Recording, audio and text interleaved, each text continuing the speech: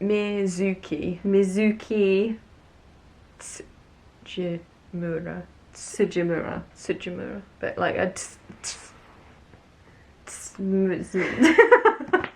come on. That went really weird though. I was like, I have a stroke. I'm dyslexic, leave me alone. I'm sorry, baby girl. I'm so sorry to that person's name. Like, it just gives me so much anxiety saying names because I'm so worried that I'm going to offend someone.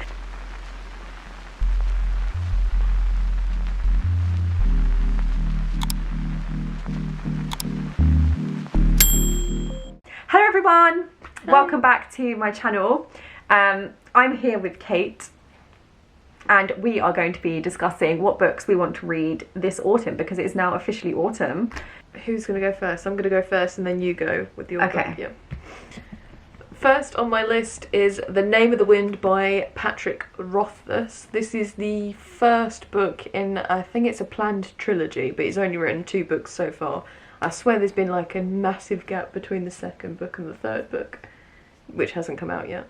I don't know why I'm starting to read an unfinished series, but I just am really intrigued about this because loads of people say it's one of the best fantasy series ever, even though it's not completed. But it's about this guy called Kvothe, so it's Kvothe. It's a mystery how that's pronounced. But I think he's like old and he's now recounting his life. And I mean, the passage on the back just sounds quite epic because it's him speaking. It's like, I have stolen Sorry.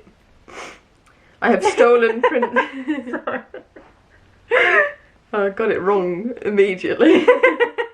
That wasn't epic. Presences. Like, I was waiting for it to be epic. And then you Should I do a booming voice to go with it? Yeah. I have stolen princesses back from sleeping barrow kings. I burned down the Tower of Trebon. I have spent the night with Felurian and left with both my sanity and my life. I was expelled from the university at a young age, shit. The front cover is just quite beautiful as well, isn't it? Yeah, it literally screams autumn. Gorgeous. Well, first on my list is Cursed Bunny. Now, you've read the whole thing now, haven't you? Because I was actually hogging this a little bit. So Kate bought it and I love bunnies. So I was like, oh, a Cursed Bunny, that sounds kind of interesting. It's dark. Like, I've read the first 2 stories already. So it is kind of cheating a little bit, but I want to finish the rest. But I kept sort of like, I took it away, didn't I, for like months, and then you wanted it back, and then I've like stolen it back. So this bunny's been going 2 and 4. Imagine if this book is cursed. This bunny is cursed. My next book is one that I'm probably going to read around Halloween. It's also a collection of short stories translated from Korean, because Cursed Bunny is also... I feel like I said nothing of value in my Don't worry holding up of a book. But yeah, this is Bluebeard's First Wife by Ha Song Nan, and it's translated by Janet Hong. The title kind of drew me to this book because Bluebeard's Wife, it's the story that inspired The Bloody Chamber by Angela Carter. She's a big fan. And so anything that kind of reminds me of that in like gothic literature, I'm all over. The book is called Love Star. Now, you read this and rated it, and you kept sort of quoting like this idea, isn't it sort of like there's this... It's called like the regret machine, and basically people consult it to comfort themselves, like, knowing that they've made the right decision. Yeah, so like if they've had to choose between 2 things, and it always tells people, oh, you would have died if you hadn't have done what you did. So like, for example, like, should I have gone to university? What would have happened if I didn't? And it was like, you would have died. And so like, it became like a running joke, didn't it? We would say something and be like, oh, don't worry, you would have died. And then I thought, well, I need to actually read the book because I'm quoting the book I've never read. Love Star, an enigmatic and obsessive corporate titan based in North Icelandic mountain amusement park, has unlocked the key to transmitting data via bird waves. Literally, I'm already interested. Don't even need to read the rest of it. And it just, it says about the regret machines, eliminate doubts over roads not taken. I feel like that would be such a good thing if it was real, because the fact that it says you would have died, is that true? Like, is that just to make people feel better and stroke their egos? I don't know. But imagine if you could actually look and just be like, oh, actually I made the right choice. But then I feel like I would get addicted to it. Yeah, you would. Because I'm such a worrier about everything. Like, I hate making decisions. So I'd be like, oh, should I have gone to McDonald's today? What would have happened if I didn't? Oh, you would have died. Even though I ate McDonald's, which is bad for me. But yeah, I don't know. Like, I feel like just that whole concept on its own, but there's all this other stuff going on in it as well, like bird waves. Imagine if you could talk to birds. Like, what do they see? What are they doing out there? What's going on? Crazy. Like, literally, I found out the other day that birds do not have penises. Oh no. Don't ask why we needed to know that. Because of Zeus. I wanted to know whether Zeus was in swan form when he was doing these bad deeds or not. And then I was like, how would that work?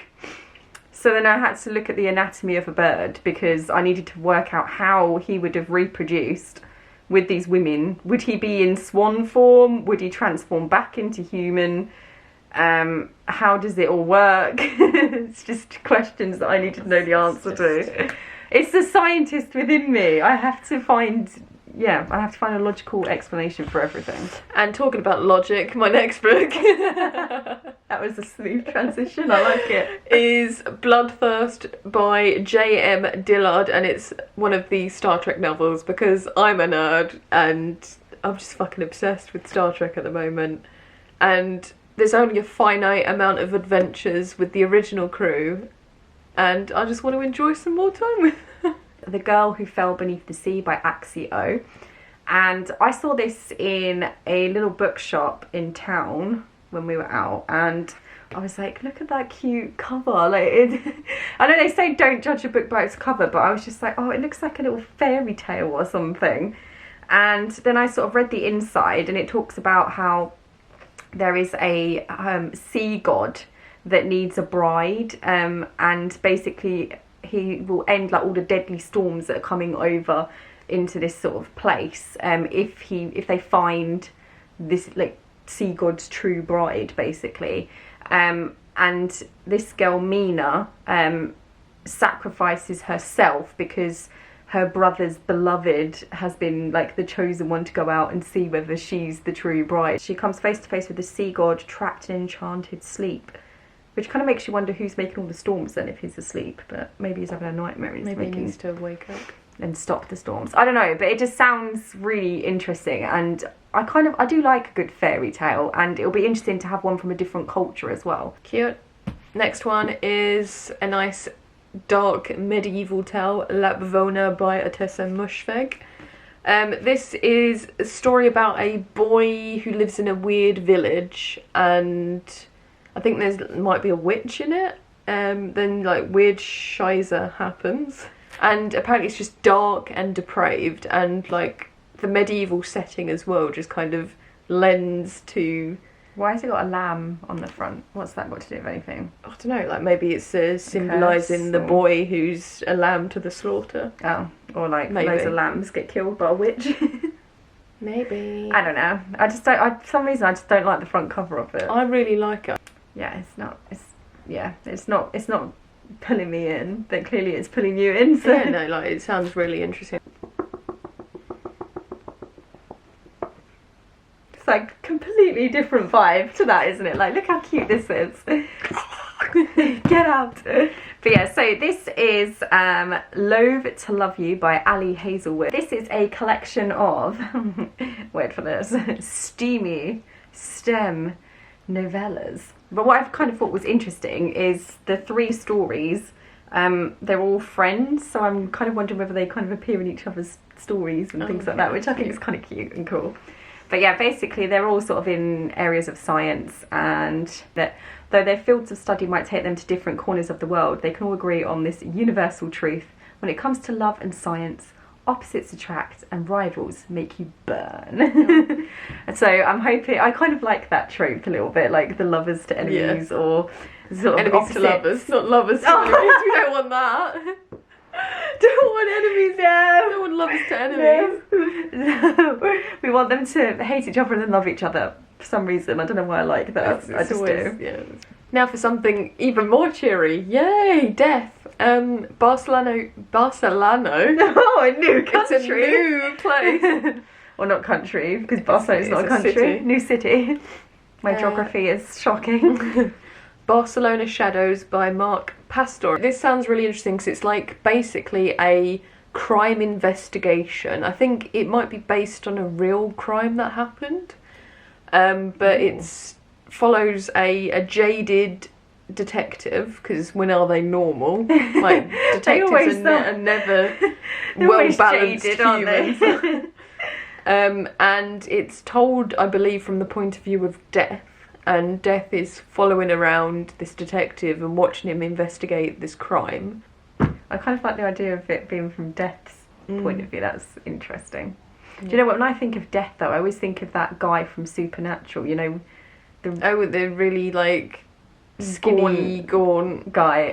That's what I imagine. If Death looked like a person, that's what I imagine it to look. I mean, obviously that's why they cast him, but like I just feel like that's what I would imagine if I was reading that book. I'd imagine him walking along, stalking well, not stalking necessarily. Well, it kind of feels like he is.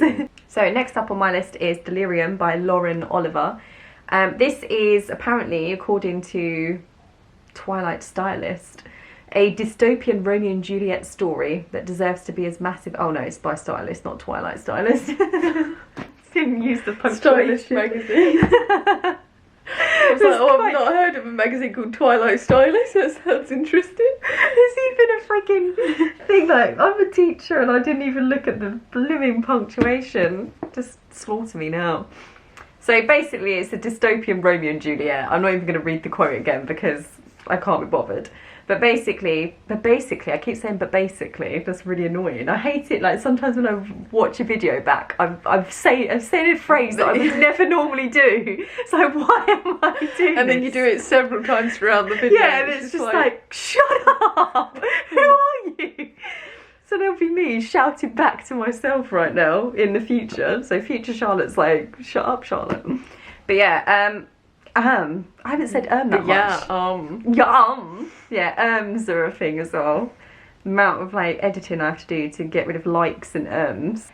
Delirium is about a disease, and do you know what that disease is? Can you guess from the front cover? It's a love heart. Yes, that's right, guys. Love is declared a disease. I mean, I agree. Love is a friggin' disease, man. Like, I wish I didn't have to catch it sometimes, but there we go. That's a whole different story. When everyone turns 18, they must be immunised with a procedure called... Oh, right, yeah. Sorry about that. My words were coming out faster than I could process.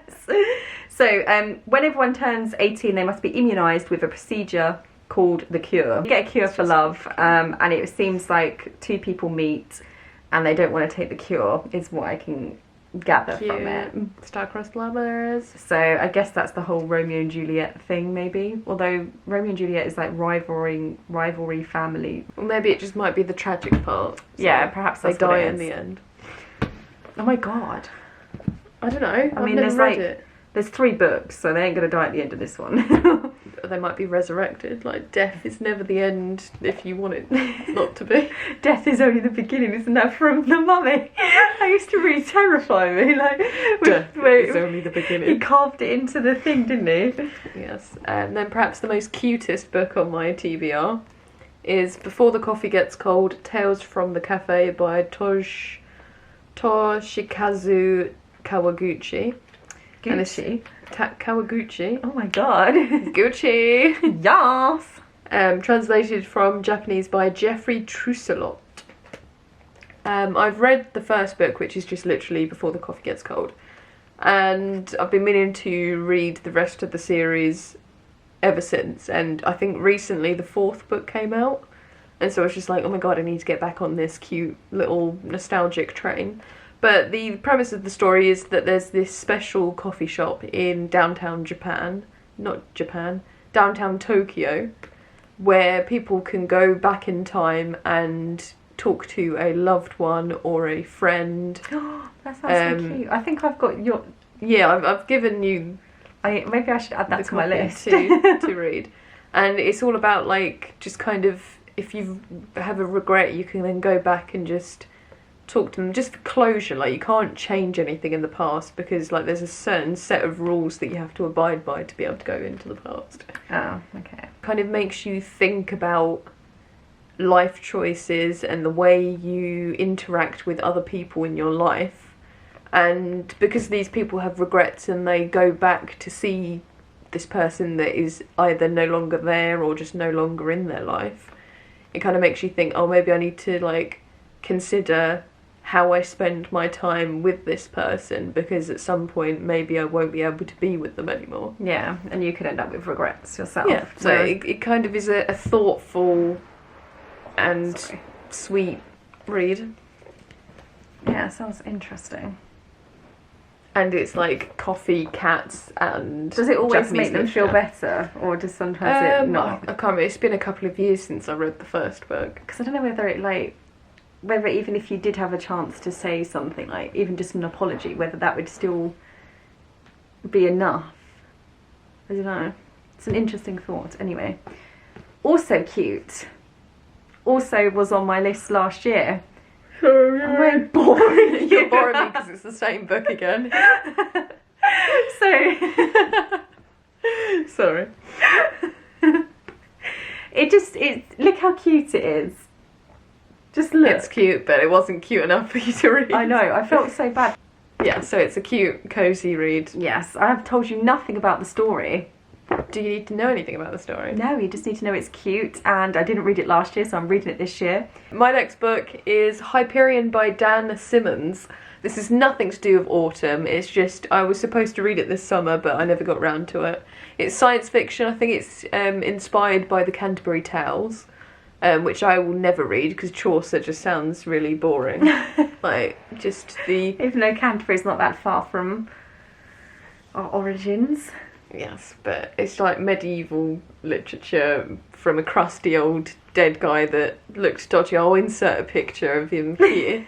He just looks boring, and so I'm never going to read it. But yeah, I'd rather read a science fiction retelling. Yeah, any day of the week. Yeah, that's fair enough. This was also on my list last year.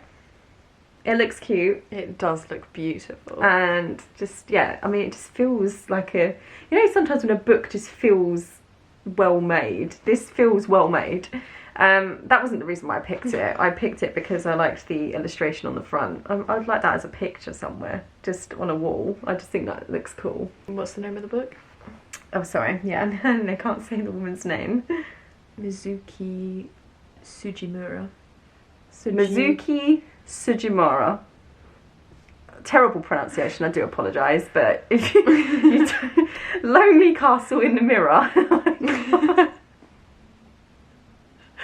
I can't. This is why I could never learn a foreign language, because I try my best, but I can't hear sounds, and I just can't do it. I just cannot do it. I'd love to be able to speak another language, but I just can't. This one is about some friends, and they get basically sucked into a castle, I think for a mirror, if I remember correctly.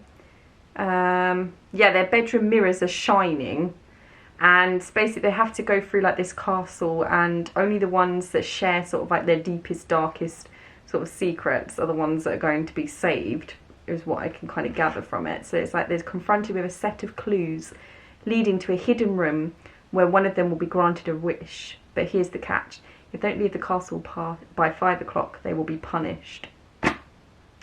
Dun dun dun. Sounds pretty scary. I don't want to get punished. But yeah, so it's just like another fairy tale kind of vibe, really. So I've got quite a lot of fairy tales. Yeah, I love that.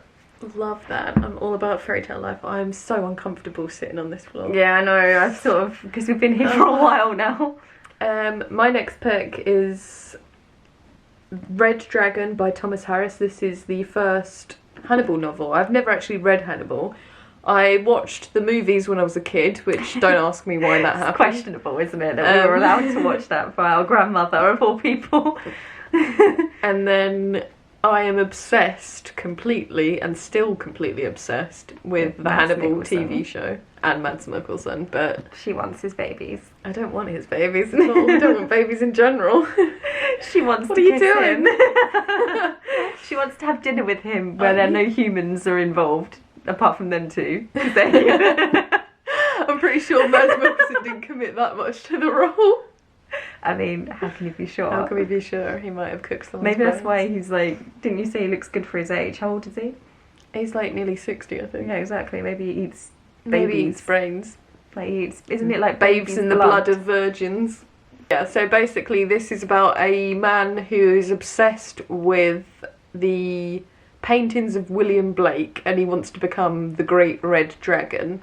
And I think at this point Hannibal's already behind bars, because the show actually is a prequel to the books and to the other movies in the way that it shows Hannibal out in the wild doing okay. his thing. So who's obsessed with this red dragon? Hannibal. No, not Hannibal. Oh. There's a killer. I've forgotten the name of the killer, other than the red dragon, but like the person's name. And he goes around killing people, and he wants to transform into this great red dragon. Okay. What's that got to do with Hannibal? So Hannibal is a serial killer, and he gives advice on how okay. to find this person. But yeah, like it's. So you can imagine Mads Mikkelsen while you're reading it. I'm gonna imagine everyone, because I've watched the Red Dragon story, which is like the second half of season 3. So like everyone, because I can't imagine things in my brain. Like I can't see anything. It's gonna basically replay my memory of the show, and so like Mads Mikkelsen will play Hannibal. So is Hannibal in prison? Hannibal's in prison. Well, yeah. even in... Oh my god, you just gave me a spoiler. I didn't know he was going to get arrested. It's not a spoiler. I didn't know he was going to get arrested in like the one with Mads Mikkelsen. I thought he was like... Oops. Aww. Wait, this is why I should have watched it quicker. Oh man.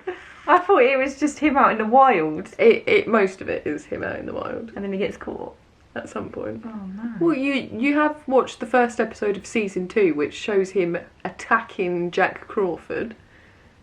I don't remember that. He leaps across the kitchen counter and goes at him with a knife, and it's like quite a brutal but amazing slow motion scene.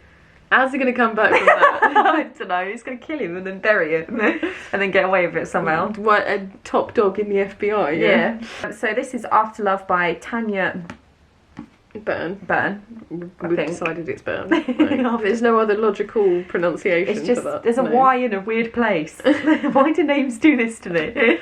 There's a girl called Ash and she gets hit by a car and dies.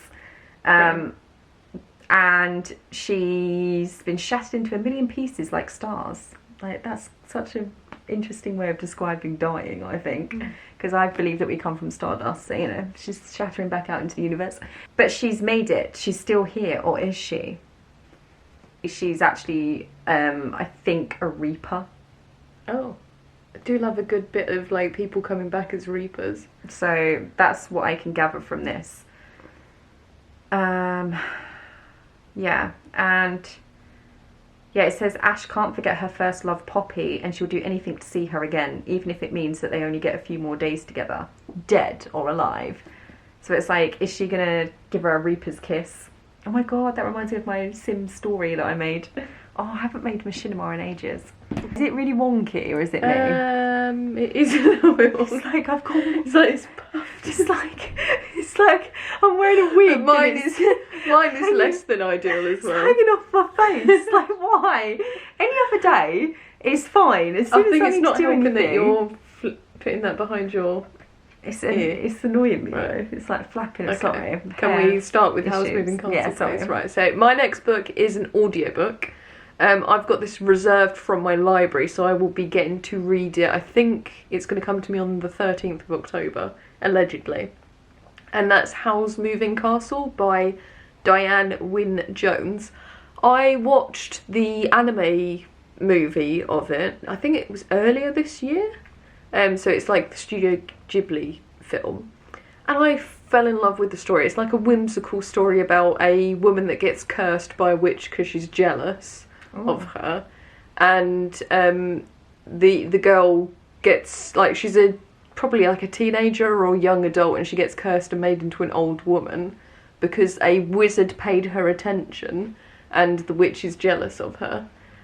So then this older version, I think her name's Sophie, so Sophie, looking like an old lady, goes in look for a wizard that lives in a moving house, and it's just so cozy and heartwarming and beautiful.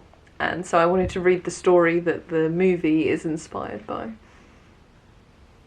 So I always find that with that kind of thing, like the idea of like becoming old being a punishment is basically what that's saying. It's like you're ugly now that you're old, and it's a punishment. But the way the story unravels kind of shows that, because it's a love story at the heart of it, so Hal falls in love with her no matter what she looks like. Oh, okay. And they're like destined to be with each other. Yeah, because I was going to say otherwise, like I feel like that's such like a misogynistic sort of thing, because you are taught as women that, you know, like your value is in your youth and your beauty. I have recently been reading Lore Olympus, and I've been getting back into graphic novels, and I forgot how much I love it because it is like a movie playing out, because I love the pictures and I imagine the pictures coming to life and the text and everything. And I've been meaning to read this for a really long time. I've heard like really good things about it, and I was like, I want to just kind of get into a story and yeah, just enjoy graphic novels again. And this is a epic saga, hence the name. And we have like a young family, and it says on the back here, it's a sweeping tale of one young family fighting for their place in the universe. When two soldiers from opposite sides of the never-ending galactic war fall in love, they risk everything to bring a fragile new life into a dangerous old world. That sounds really cute. I just love it already. Like, and literally I opened it up and it's like this woman giving birth right at the beginning, and then there's this like little baby with horns, and I was like, it's kind of cute but kind of ugly. But I feel like I want to protect it. And I just like, yeah, I just think, oh my god, like this could literally be what the future's like though. Like whenever you watch sci-fi, it's always like dystopian and horrible. That concludes the autumn TBR. Sounds very official, doesn't it? That concludes. But basically, yeah, basically the end of the video. Let me know in the comments down below, what is on your autumn TBR? What is there anything that I mentioned or Kate mentioned that is, you know, intriguing to you? Have you read them? Yeah, let's just get a discussion going basically. Make sure you like, subscribe. Goodbye. Bye. Bye. Bye. Bye. Bye. Bye. Bye. Goodbye. Goodbye. Don't you find in another life, I would be a man and I'd be an opera singer. Isn't that from Goodbye, my love. Or if I was in a fantasy land, I'd be the annoying bard. Goodbye. Play your little lute. Oh my god. Who are you? But yeah, I just always find... Why does my voice go to that? And it like has quite a power to it as well. It's like you. I was like, what? I don't understand why you're like my voice is quite okay, but then I can do this. And it just doesn't. Like I find it hard to talk in my voice at an elevated level, but I can do this quite easily.